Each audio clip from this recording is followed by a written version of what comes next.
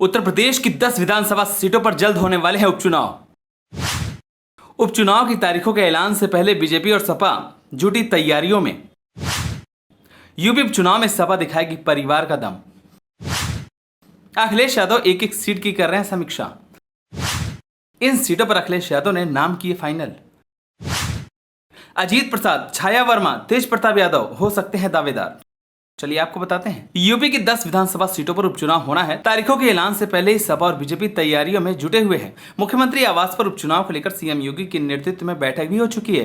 BJP की ओर से उपचुनाव वाली सीटों के लिए 30 मंत्रियों की टीम भी बनाई गई है। उधर सपा मुखिया अखिलेश यादव भी लगातार बैठक पे बैठक कर उपचुनाव की रणनीति को तैयार करने में जुटे हुए हैं। चर्चा यह है कि सपा करहल सीट से तेज प्रताप यादव को, मिल्कीपुर सीट से सपा सांसद अवधेश प्रसाद यादव के बेटे को उम्मीदवार बना सकती है।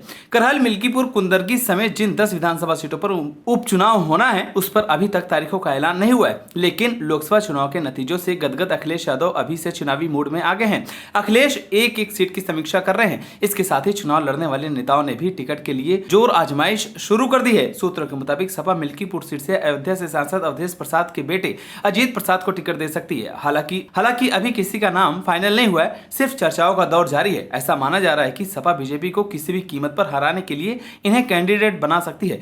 इसी तरह अंबेडकर नगर से सांसद लालजी वर्मा की बेटी छाया वर्मा को कटहरी सीट से उम्मीदवार बनाया जा सकता है। साथ ही अखिलेश यादव के इस्तीफे से खाली हुई करहल से तेज प्रताप यादव का टिकट फाइनल माना जा रहा है।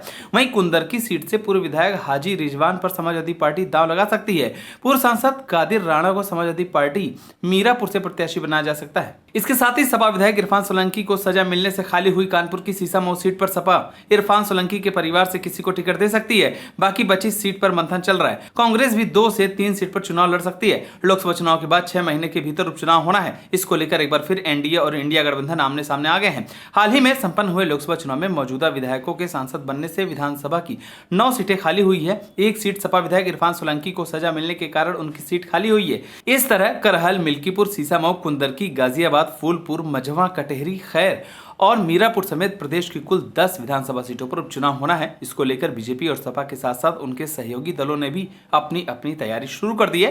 वहीं समाजवादी पार्टी को टक्कर देने के लिए बीजेपी ने भी कमर कस ली है। लेकिन इस बार का उपचुनाव बड़ा ही दिलचस्प होने वाला है, क्योंकि बीजेपी और सपा दोनों ही पार्टियों के बीच जबरदस्त टक्कर देखने को मिलेगी और इसी उपचुनाव से 2027 में होने वाले यूपी विधानसभा चुनाव का रास्ता भी खुलने वाला है। बहरहाल अब देखने वाली बात होगी कि सपा और बीजेपी दोनों में से किस पार्टी की जीत होगी। आप सभी को क्या लगता है हमें कमेंट कर जरूर बताएं। अगर आप नए तो हमारे चैनल को सब्सक्राइब करें।